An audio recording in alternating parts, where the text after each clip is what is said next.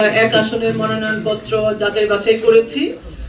এক আসনে 3 জন প্রার্থী তাদের মনোনয়নপত্র দাখিল করেছিলেন। জনাব মির্জা ফখরুল ইসলাম আলমগীর বাংলাদেশ জাতীয়তাবাদী দল, জনাব দেলোয়ার হোসেন বাংলাদেশ জামায়াতে ইসলামী, জনাব মোহাম্মদ খাদেমুল ইসলাম ইসলামী আন্দোলন বাংলাদেশ।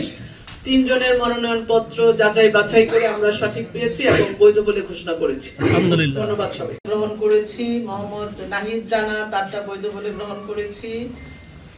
নুরুন নাহার বেগম, তারটা বৈধ বলে ঘোষণা করেছি। মোহাম্মদ জুলফিকার মুর্তজা চৌধুরী, তারটা বৈধ বলে ঘোষণা করেছি। জনাব মোহাম্মদ আব্দুল সালাম, তারটা বৈধ বলে ঘোষণা করেছি। মোহাম্মদ ফারুক হোসেন, গণ অধিকার পরিষদ, তারটা বৈধ বলে ঘোষণা করেছি। আর 2টি মনোনয়নপত্র আমরা স্থগিত রেখেছি। মোহাম্মদ রেজাউল করিম ইসলামী আন্দোলন বাংলাদেশ এবং শাহাবুদ্দিন আহমদ বাংলাদেশ কমিউনিস্ট পার্টি।